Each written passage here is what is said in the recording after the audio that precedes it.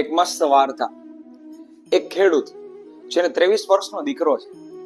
હવે એ દીકરો પિતાને ખૂબ મદદ કરે. એ દીકરાને ઘણા મિત્રો પણ હતા, પણ છે ને બધા મિત્રો થોડા અણવિતરા હતા.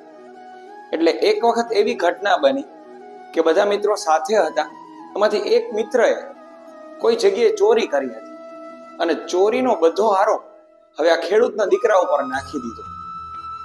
હવે જ્યારે પિતાને જરૂર હતી એ જ સમય દરમિયાન એ દીકરાને પોલીસ ત્યાંથી લઈ ગઈ અને એને જેલમાં પૂરી દીધો. દીકરાની મદદની જરૂર, પણ દીકરો જેલમાં. જાણે પિતાના હાથ કપાઈ ગયા હોય એવું એને લાગતું હતું. પણ દીકરો છે ને એ કોઈ રીતે હાર ન માને એવો હતો. એટલે એને પોતાના પિતાને અંદરથી પત્ર લખ્યો કે પપ્પા, તમે ચિંતા ન કરતા, આપણા ખેતરમાં મેં ચારેય બાજુ સોનું દાટ્યું છે, તમે ખોદી અને કાઢી લેજો. એટલે આપણી કદાચ 1 કે 2 મોસમ ન આવે ને તો પણ આપણે પૈસાની જરૂરિયાત નહીં પડે. અને આ પત્ર એના પિતાની જગ્યાએ પોલીસ કર્મચારીના હાથમાં આવી ગયો. એટલે આખી ટીમ લઈ અને પોલીસ કર્મચારી ત્યાં ખેડૂતના ખેતરે જઈ અને ખોદવા લાગ્યા. ચારે બાજુ ખોદી નાખ્યું, પણ કાંઈ જ ન મળ્યું. નિરાશ થઈને પાછા આવ્યા. એટલે દીકરાએ બીજા દિવસે પત્ર એવી રીતે લખ્યો કે એના પિતાને જ મળ્યો, અને ખરેખર એના પિતાને જ મળ્યો.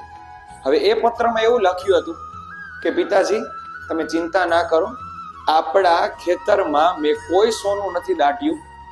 આપણા ખેતરમાં હવે ખેડવાનો સમય હતો અને હું ત્યાં નહોતો, એટલે મને યાદ આવ્યું કે જો ખેતર ખેડાશે નહીં તો વાવણી કેમ થશે, ને વાવણી નહીં થાય તો આપણી મોસમ તો નકામી જશે. એટલે મને યાદ આવ્યું, એટલે મેં આ યુક્તિ અપનાવી. ચિંતા ન કરતા, કાલે તમે વાવણી કરી દેજો અને 2 દિવસ પછી મને કદાચ જામીન મળી જશે તો હું છૂટી જઈશ, પછી આપણે હારે પાક ઉગાડીશું. તમે ચિંતા ના કરતા. હવે આ ઘટના ખાલી આપણને એ જ શીખવાડે કે બધી ઘટના કે બધી સિચ્યુએશન આપણે જે ઈચ્છીએ એ પ્રમાણે નથી થવાની. તો આપણે બુદ્ધિ વાપરી અને દરેક પરિસ્થિતિને યોગ્ય નિર્ણય લઈ અને જો એને પાર પાડીએ ને તો જ આપણને મજા આવશે ને તો જ આપણે સારી રીતે રહી શકીશું. નહીતર આપણે દરરોજ નાસીપાસ થવાના છીએ. જો વાત સાચી લાગતી હોય, ગમતી હોય તો લાઈક કરો, શેર કરો, સબસ્ક્રાઇબ કરો. Thank you.